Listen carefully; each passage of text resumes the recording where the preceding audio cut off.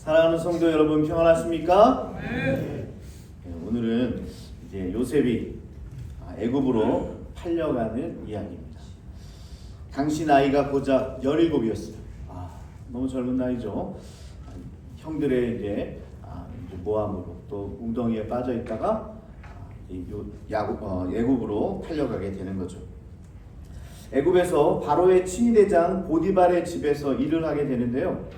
이 보디발은 성실한 요셉을 신임하여 자기의 집과 소유물을 모두 요셉 보고 주관하도록 합니다. 한마디로 이제 가정 총무직을 맡게 되고 인정을 받게 됩니다. 그래서 다행이네요. 애굽에 가서 보디발의 집에서 이렇게 종살이를 하는데 거기에서 인정을 받게 된 거죠. 그런데 동시에 요셉에게 유혹의 손길이 찾아옵니다. 한쪽에서 인정을 받았는데 다른 한쪽에서는 유혹이 찾아오는 거죠. 상냥하고 아름다운 여인이 다가오는 거죠. 중년의 외로움이었는지 남편의 사랑을 받지 못해서 그랬는지 한 번이 아니라 여러 번 요셉에게 접근합니다. 상대방이 다름 아닌 안주인이죠. 한 번을 뿌리쳤지만 두 번, 세 번 다가오는데요. 참 난감하죠. 팔려온 처지에서 여주인 눈밖에 나면 이 어렵게 잡은 이 가정 총무직도 위태로울 수가 있습니다. 애굽에서 처음 맞는 요셉의 위기입니다. 저희가 읽지 않는 6절을 보니까요. 요셉의 용모가 빼어나고 아름다웠더라 이렇게 표현하고 있습니다. 요셉의 모습이 어떻다고요? 아름다웠다. 남자를 아름답다고 표현하는 일 자체가 좀 드문데요. 멋있다 이렇게 되는데 요셉 보고 아름다웠다라고 성경이 이야기하고 있습니다. 여하튼 요즘 말로 꽃미남이었나 봅니다. 얼마나 잘생겼는지 꽃미남이었던 것 같죠. 외모가 빼어나니까 여러모로 이런 류의 유혹이 찾아오는 거죠. 실은요, 잘생기고 또 인기가 많으면 굉장히 피곤합니다. 여러분들은 그런 경험 없으세요? 그렇군요. 제가 어디 딱 들어가니까요, 사람들이 시선이 막 내게로 집중되는 부담스럽죠. 그런 경험 없으세요? 예. 죄송합니다, 여러분. 여러분들 표정을 보니까요, 전혀 그런 경험이 없으신가 봐요. 주목받은 경험이 없으신가 봐요. 그러면요, 하나님께 감사하면 되겠네요. 이런 유혹당할 일도 없구나. 그러면 감사할 수 있습니다. 실은 조금만 생각해도요, 이 안주인의 유혹을 뿌리치는 게 맞아요. 평소대로라면 그렇겠죠. 그런데요, 삶이 고달프면, 고난 가운데 있으면요, 이성적인 판단을 내리기가 힘듭니다. 멀리 보면 뿌리쳐야 하지만 동시에 눈앞의 현실인 이 어렵게 얻은 이 총무직, 자기 자리를 걱정하게 되는 거죠. 혈기왕성한 나이에 화려한 외모, 종의 위치 등 여러 복합적인 상황으로 볼 때 일탈하기 굉장히 쉬운 요건이었지만 요셉은요, 내가 살아계신 하나님 앞에서 어떻게 죄를 짓겠나이까? 이렇게 말하면서 코람데오 정신으로 하나님 앞에 선다는 정신으로 이 유혹을 끝내 이겨내는 거죠. 유대인의 요셉의 이야기를 재미있게 재구성한 이 미드라시라는 책이 있는데요. 여기에 요셉 이야기가 담겨 있어서 여러분들에게 좀 전해드리려고 합니다. 거기에 보면 이 보디발의 아내의 이름은 첼리카였대요. 우리가 이름도 알게 됐네요. 첼리카, 보디발의 아내. 요셉을 여러 방법으로 유혹하려 했지만 실패하자 이 첼리카는요, 그만 몸져 눕게 됩니다. 상사병에 걸린 거죠. 유혹을 막 했는데도 불구하고 안 되니까 상사병에 걸렸어요. 그녀가 아프다는 말을 듣고 이 귀부인 친구들이 그녀를 문병하러 옵니다. 과일을 깎으면서 대화를 나누는데, 야, 그 종놈이 뭐가 대단하다고 이 지경이니? 아이고, 못났어. 아이고, 참 못났어. 아이고, 그 종놈 하나 때문에 이렇게 알아눕고 있어? 아이고. 근데요, 때마침 요셉이 시중 들기 위해 그 자리에 들어옵니다. 요셉의 용모가 얼마나 아름다웠던지 넋이 나간 기부인들이 모두 과도에 자기 손을 배금합니다. 깜짝 놀란 거죠. 그 모습을 본 첼리카가 말합니다. 이거 제가 지어낸 얘기 아니에요. 미드라시에 나오는 얘기입니다. 그 모습을 본 첼리카가 처음 본 당신들도 그러한데 매일 보는 나는 어떻겠냐? 죽겠다는 거죠. 예. 요셉은요, 비록 노예였지만 다른 사람의 마음을 훔칠 정도로 정말 빼어난 외모와 인품을 지니고 있었던 겁니다. 자, 다시 말씀으로 이제 좀 돌아가 보겠습니다. 이제요, 이 보디발의 아내가 자기의 마음을 알아달라고 막 적극적으로 대시를 합니다. 처음에는요, 눈짓으로 신호를 보냅니다. 막 이렇게 하는 거죠.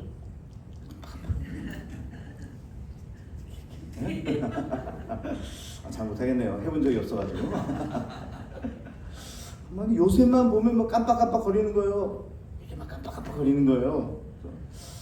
아니, 저 아줌마가 왜 저러지? 눈병 났나? 요셉이 그런 생각을 하고 있는 겁니다. 그런데 차츰 강도가 세지는 거죠. 그러면서 요셉은요, 한결같이 그녀의 유혹을 뿌리칩니다.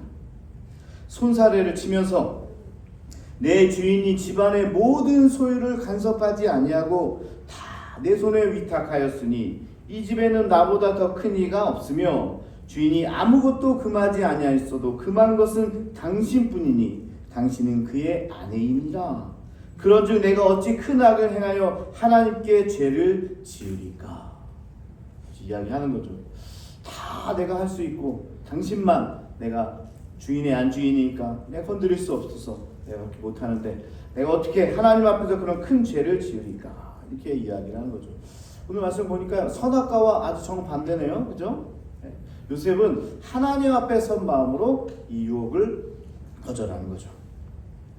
질풍노도의 시기에 가족들에겐 버림받고 이런 상황에서 절대 갑인 이 안주인의 유혹을 거절하기가 쉽지 않았을 텐데요.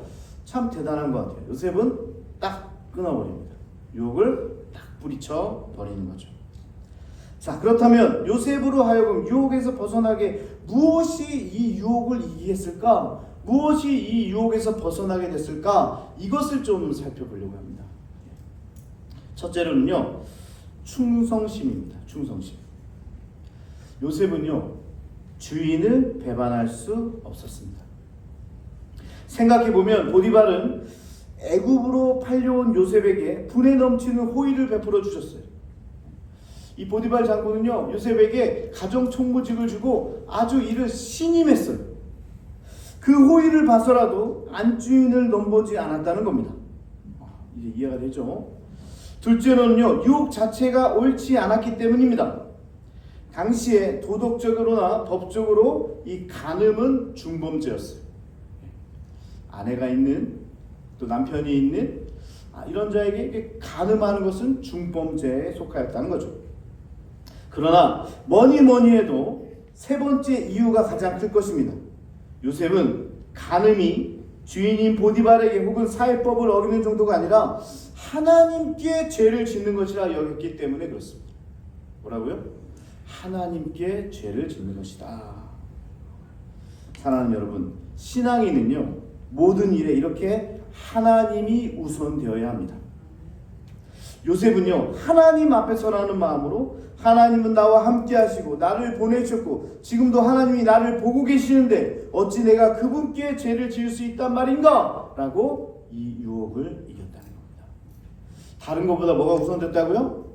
내가 하나님의 사람인데 내가 하나님 앞에 죄를 지을 수 없다. 그런데 실은요, 이 세 가지가 연결되어 있습니다.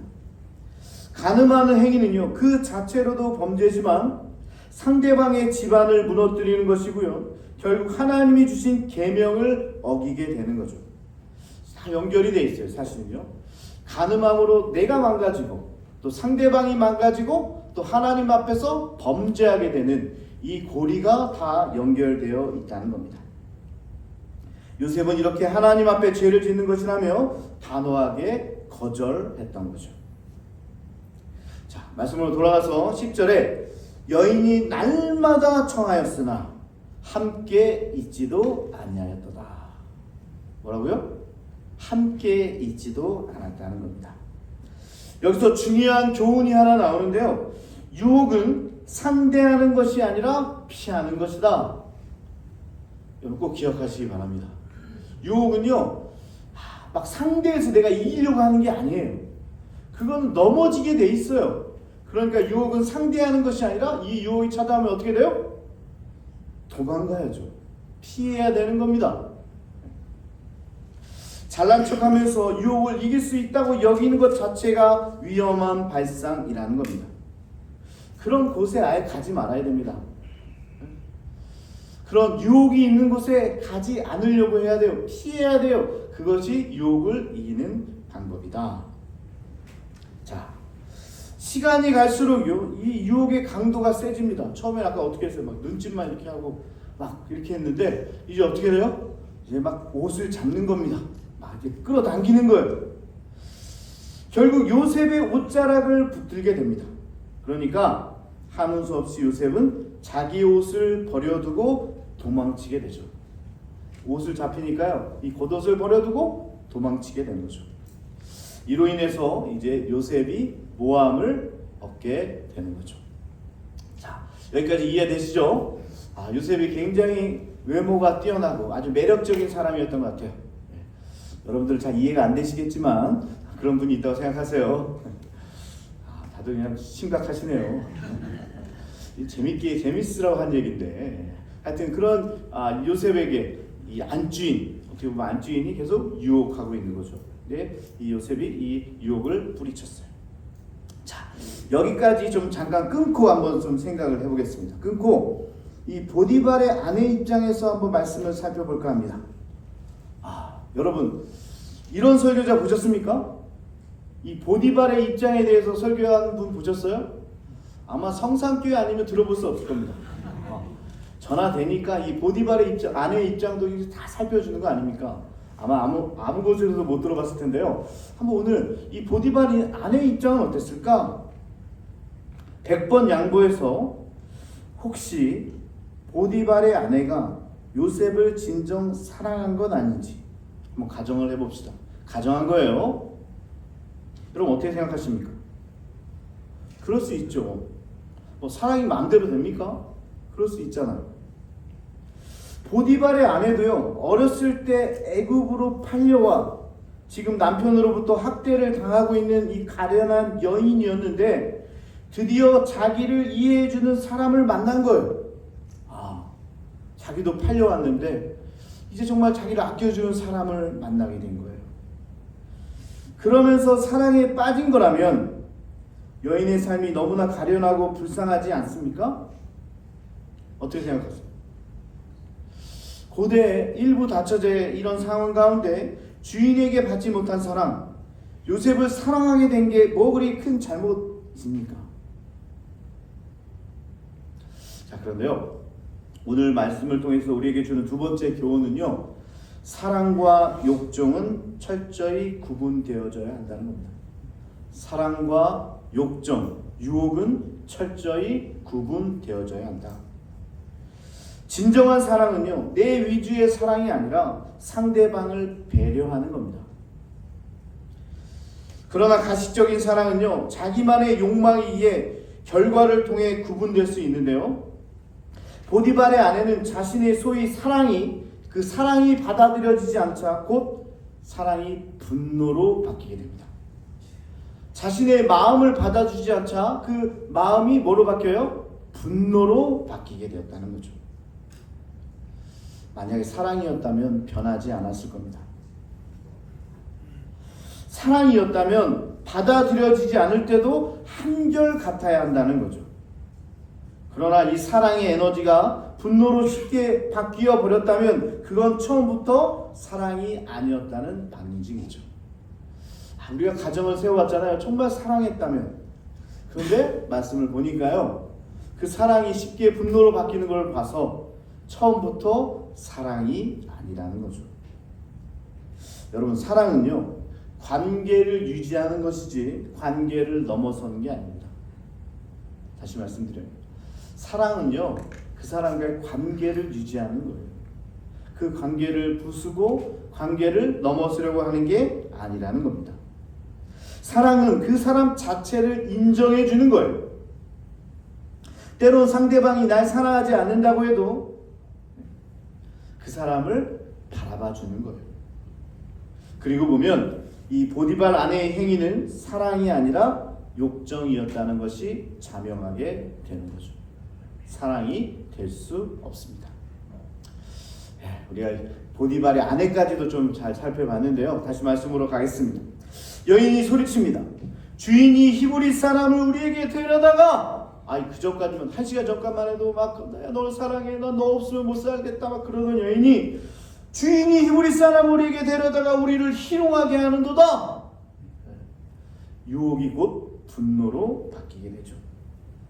요셉의 옷을 증거로 삼고 보디발의 집으로 돌아오기를 기다립니다. 여러분 한번 보세요. 유혹은 달콤한 것 같지만 내면에는 쓰디쓴 분노와 모함의 모습을 지니고 있다는 겁니다. 유혹은요, 겉에서 보면 굉장히 달콤해요. 굉장히 스윗해요. 그러나 그 유혹 안에는요, 그 쓰디쓴 분노와 모함의 모습이 바로 이 유혹의 모습이다. 아무리 봐주려고 해도 이 보디발의 아내는 처음부터 소유욕이었지 사랑이 아니었다는 사실이죠. 자, 증오로 가득 찬 여인은요, 먼저는 옷을 근거로 집안 사람들을 자기 편으로 만듭니다. 사람들이 막 오니까요, 자기 편으로 만드는 거죠. 그리고 사건을 조작하기 시작합니다. 14절 15절에 그가 나와 동침하고자 내게로 들어오기로 내가 크게 소리를 질렀더니 나의 소리 지름을 듣고 그 옷을 버려두고 도망갔습니다. 뭐 하고 있어요? 지금 모함을 하고 있는 거죠. 여러분, 말씀을 들으면서 어떤 마음이 드십니까? 억울하지 않습니까? 여러분들 얼굴 표정을 보니까 억울한 일을 한 번도 안 당해본 얼굴이에요. 야, 이런 일이 있는데도 그냥 어떻게 얼굴이 다 좋으세요? 여러분 억울한 일 안 당해보셨어요? 전요 요셉 입장에서 생각해보니까 막 화가 치밀더라고요. 요셉이 되어보니까 어떻게 이럴 수가 있지? 어떻게 사람이 이렇게까지 볼 수 있지? 지가 그랬으면서 조용히 넘어가도 시원찮은데 뭐 오히려 내가 그랬다고? 아마 화가 났을 것 같아요. 저라면. 여러분들이라면 이런 상황에서 어떻게 하시겠습니까? 여러분들이라면 어떻게 하실래요? 아무리 안주인이지만 내가 먼저 살아야 되는 거 아닙니까? 상이라도 좀 엎어야 되는 거 아니에요? 말도 안 된다고 소리쳐야 되는 거 아닙니까? 모함이라고 이야기해야 되지 않겠어요? 이 보디발의 아내는요, 이제 남편이 오니까 남편에게 똑같은 거짓말을 합니다. 뭐 이렇게 하는 게 당연한 수순이겠죠. 보디발은 아내의 이야기를 듣고 심히 노하게 됩니다. 이것도 당연하죠. 본인의 아내가 그렇게 겁탈을 당할 뻔했다니까. 자, 그런데요, 한 가지 여기서 이상한 점이 발견됩니다. 이런 억울한 상황에서 요셉은 아무 변명도 하지 않습니다. 뭐라고요? 지금까지 정말 이 억울함을 어떻게 가만히 있을 수 있어요? 소리쳐야 되고 난리를 쳐야 되고 나는 정말 죄가 없다 이렇게 해야 될 것 같은데요, 요셉의 이야기가 성경에 나오지 않아요. 아무리 성경을 찾아봐도 요셉이 자신의 무죄함에 대해서 항변하는 이야기가 없어요. 성경의 관점이 오직 거짓말하는 이 보디발 아내의 진술로만 지금 적혀 내려가고 있어요. 여러분들은 요셉을 이해할 수 있습니까? 아니, 세상에 이런 바보 칠푼이가 어디 있습니까? 요셉은요, 이런 방구도 없이 이 여인의 무고와 모함을 침묵으로 감내하고 있습니다. 그저 침묵으로 감내하고 있다는 거죠. 자, 그런데요, 여기서 더 희한한 일이 벌어집니다.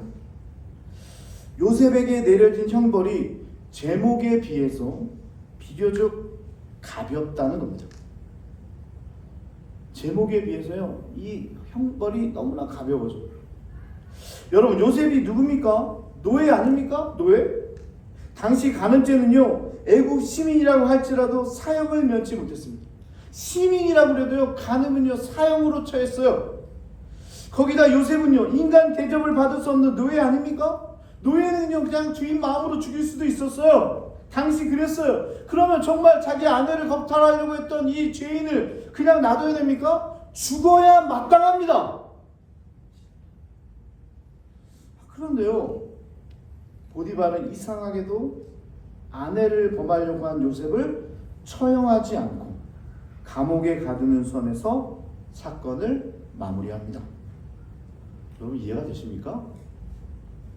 예, 크게 보면요, 모든 것이 하나님의 보호하심이겠죠. 네, 그래요. 하나님께서 지켜주셨겠죠. 고난 가운데 하나님의 손길이 항상 함께하니까 하나님께서 하셨겠죠.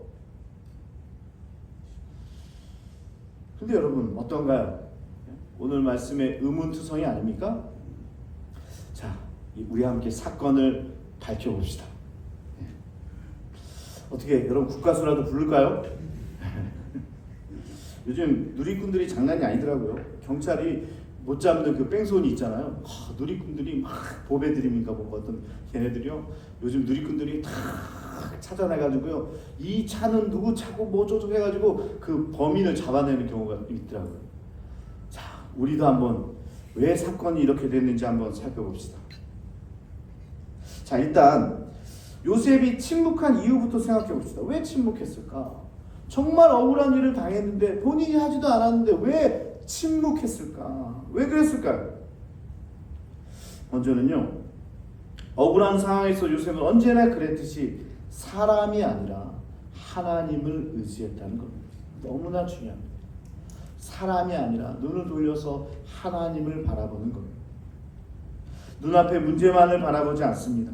지금은 고난이지만 이 가운데 하나님의 섭리가 있다고 믿는 거예요. 내 삶에 하나님의 역사가 있다고 믿는 거예요. 지금까지 이야기한 하나님께서 인도하는 삶입니다.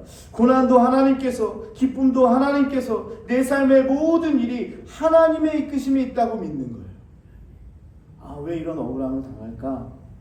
하나님의 계획이 있을 거야. 자기 스스로 문제를 풀려고 분주하게 뛰어다니는 게 아니라, 고함을 치는 게 아니라, 난리를 치는 게 아니라 이 문제 자체도 하나님께 올려드리고 하나님께서 이 문제를 해결하시도록 내어드리는 거예요. 정말 대단하지 않습니까?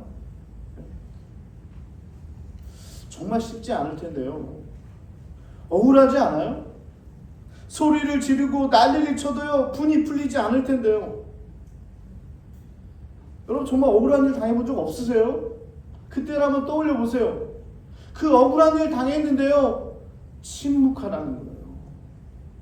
가만히 있으라는 거예요. 왜? 하나님이 하시기 때문이다.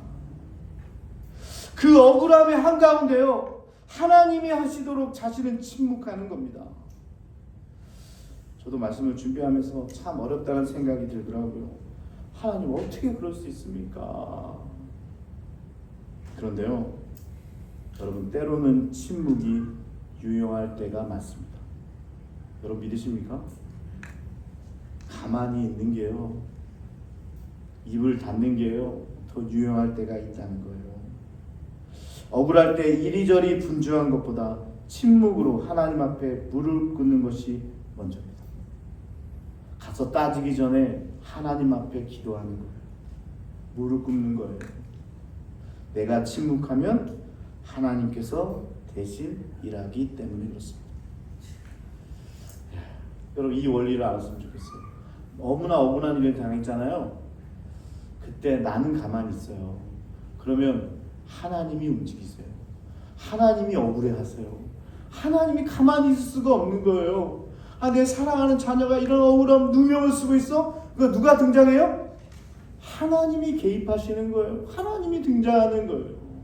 우리 신앙인은요, 이걸 볼 수 있는 겁니다. 내가 나서서 막 멱살 잡고 싸우는 게 아니고요, 나는 혹 무고를 당할지 모르지만, 억울함을 당할지 모르지만 오히려 하나님 앞에 무릎 꿇는 거예요. 그러면 하나님이 나서는 거예요.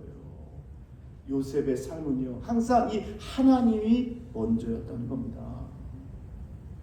자, 둘째로요, 우리가 지금 사건을 파헤치고 있죠.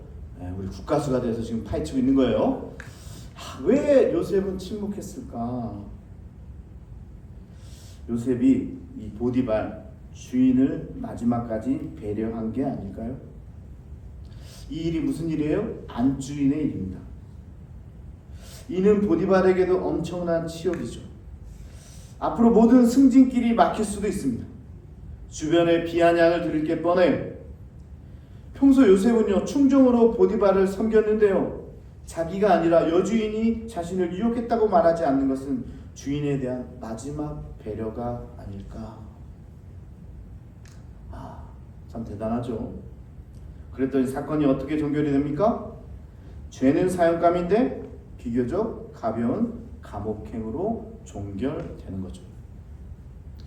네, 그래요. 요셉으로서는 감옥행도 너무나 억울하죠. 이 말이 됩니까? 아무 짓도 안 했는데 왜 내가 감옥에 가야 됩니까? 그러나 이런 일련의 과정을 통해서 아마도 보디발은요 요셉의 충정을 느끼지 않았을까. 지금부터는 내 피셜인데요, 처음 아내 이야기를 들을 때만 해도 분노에 가득 차서 노발대발했을 겁니다. 이 보디발이 처음 이야기 들었을 때 막 화가 났을 거예요. 그런데 요셉의 대응을 보고 지금까지의 충정을 떠올리며 마음을 추스리지 않았을까요? 아니, 요셉이 아니라 오히려 아내를 의심했는지도 모르겠습니다. 하여튼 요셉은 죽임을 면하게 됐다는 이야기입니다.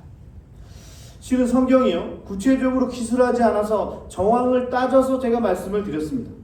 하지만 이 큰 틀에서 보면요 하나님의 섭리 안에 있었고요, 요셉의 이야기를 하나님께서 직접 써내려가고 있다는 사실은 확실해 보입니다. 오늘 이런 누명 가운데 죽을 수밖에 없는 상황에 처했지만 하나님이 함께 하셨고 하나님께서 요셉의 삶을 이끌어간다는 사실만큼은 확실하다는 거죠. 중요한 것은요, 고난과 고난 사이마다 하나님의 손길이 항상 요셉을 붙들고 있었다는 사실입니다. 지금 우리가 이야기를 들으면서 이 말도 안 되고 억울하고 누명 써서 정말 진짜 화가 끝까지 치미는데요, 그런데 이 삶 자체도요 하나님의 계획하심이 있는 거예요. 하나님의 손길이 항상 요셉을 붙들고 있는 거예요. 그러니까 누구든 요셉을 건드릴 수 없었다는 겁니다.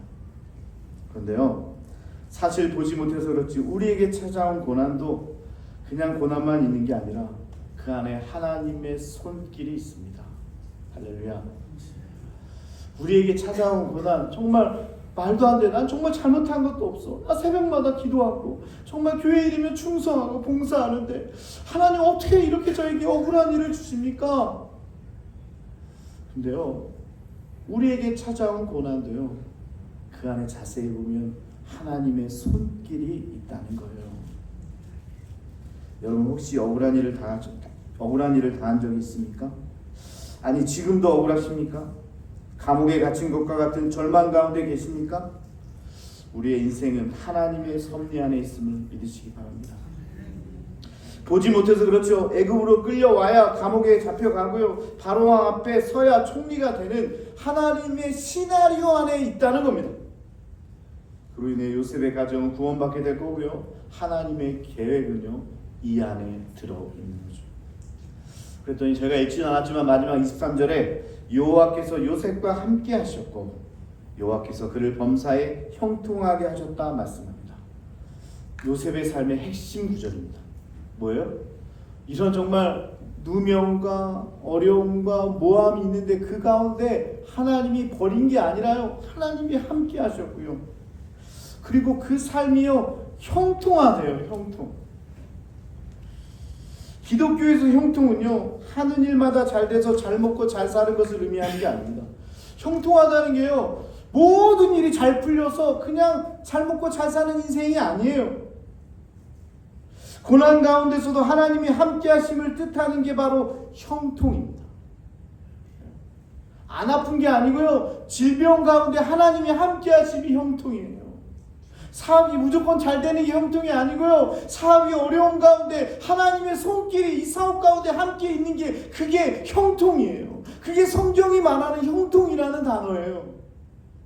고난이 사라지는 게 아니라 주님과 함께 고난을 이기는 것이 바로 이 형통의 삶이라는 겁니다. 오늘 요셉이 그 형통의 삶을 살아가는 거예요. 고난이 없는 게 아니에요. 아니, 고난이 오히려 연속적으로 다가와요. 그러나 하나님이 함께 하심으로 그 고난을 이기는 삶이 바로 오늘 기독교가 얘기하는, 오늘 성경이 얘기하는 우리의 삶의 형통이라는 말입니다. 형통의 복은요, 항상 고난이라는 보자기 안에 쌓여 있어요. 그래서 우리가 고난을 보고 지레 겁을 먹고 보자기를 펴보는 것조차 두려워하는 거예요. 고난의 터널을 지나가야 진짜 형통한 삶이 펼쳐질심을 여러분 믿으시기 바랍니다. 하나님이 함께 하심이 곧 승승장구 탄탄대로만을 이야기하는 게 아니라는 거예요. 하나님이 함께하는 사람도 역경과 환난, 처절한 좌절과 고난의 늪에 빠질 수 있으나 이는 마지막이 아니라 하나님께서 이끄시는 과정일 뿐이라는 겁니다. 하나님 우리를 내버려 두지 않고 과정마다 선한 길로 인도해 주십니다. 거기다가 결말까지 아름다우니 그 힘들었던 과정들도 나중에 돌아보면 그 고난조차도 나중에 은혜가 될 줄로 믿습니다. 사랑하는 여러분, 혹 문제 가운데 있습니까? 역경 가운데 있습니까? 하나님이 계시지 않는 것처럼 여겨지십니까? 아닙니다. 이 순간에도 하나님은 여러분과 함께 하십니다. 눈앞에 환경을 보면 불평, 불만이 가득하지만 하나님의 섭리를 바라보는 순간 오늘의 역경도, 오늘의 슬픔도 형통의 삶으로 변화될 줄로 믿습니다. 그게 믿음입니다. 오늘 이 요셉의 삶을 우리도 함께 같이 살아가기 원하며 이 오신실하신 주 같이 찬양하면서 우리 함께 기도하기 원합니다.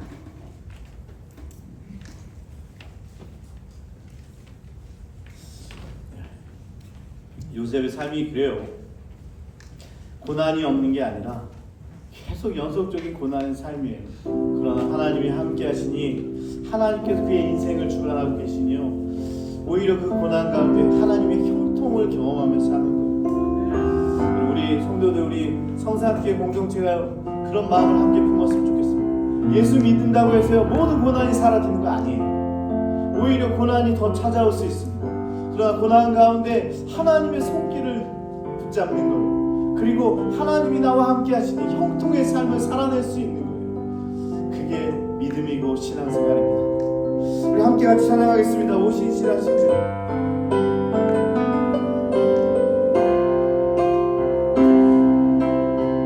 하나님과 모두 나를 실망시키지 않으십니다. 실망시킨 적 없으시고 언제나 공평과 은혜로 나를 지키셔.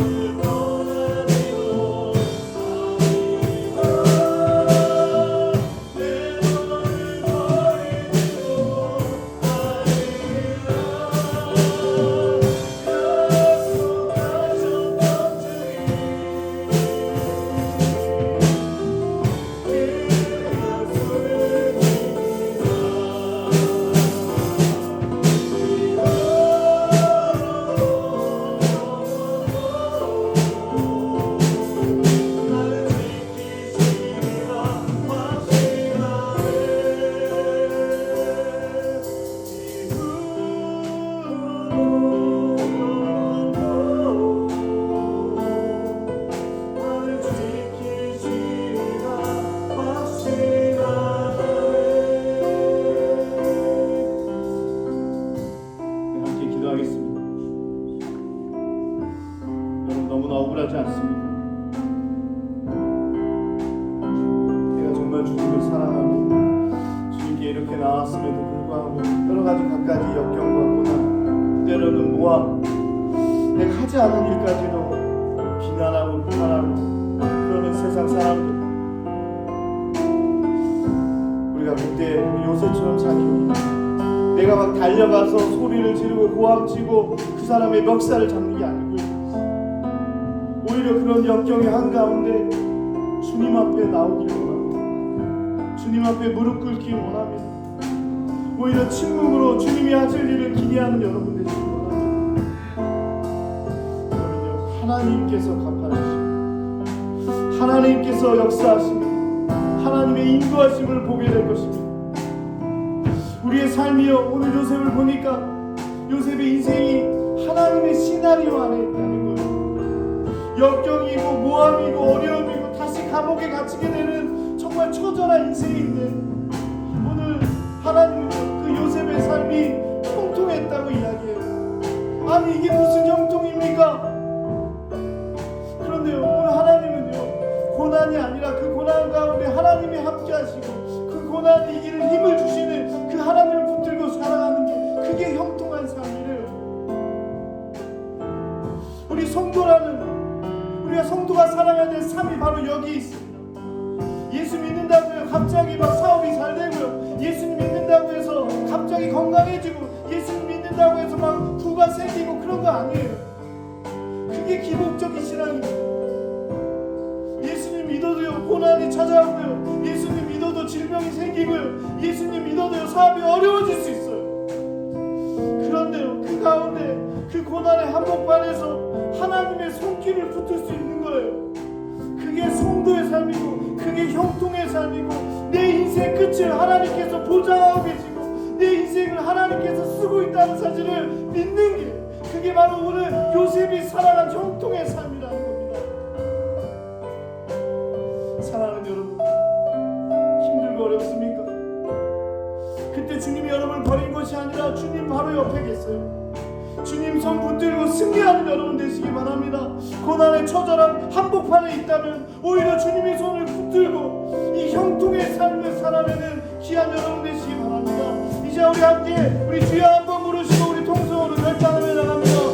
주여,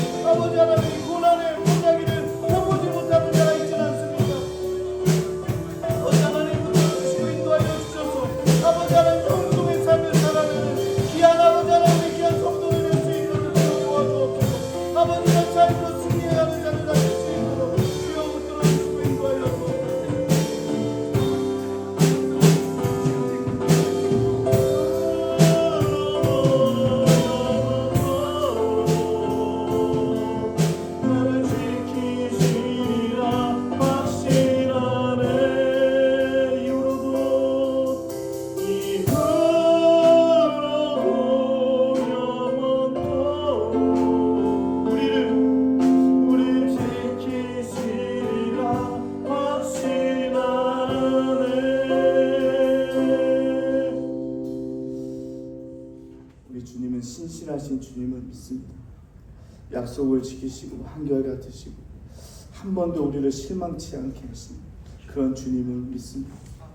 우리의 삶이 주님의 손에 있다는 사실을 깨닫게 하여 주옵시고 앞으로 이후로의 삶도 우리 주님이 함께 하심으로 형통의 삶을 살아내는 귀한 공동체 되게 하여 주옵소서. 억울한 가운데, 문제 가운데, 힘든 가운데 있는 우리 성도들이 있다면 그때 오히려 주님 앞에 무릎 꿇게 하여 주옵시고 오늘 요셉처럼 묵묵히 주님께서 하시는 일들을 바라보면서 나아갈 수 있는 귀한 공동체 되게 하여 주옵소서. 아버지, 성산교회 공동체만큼은 세상과 좀 다르게 살기 원합니다. 세상처럼 멱살을 잡고 세상처럼 큰 소리를 치고 세상처럼 대응하는 것이 아니라 다르게 대응하고 우리 하나님을 바라보고 하나님께서 하실 것을 기대하며 나가는 우리 귀한 공동체 되게 하여 주옵소서. 감사하며 예수님의 이름으로 기도하옵나이다.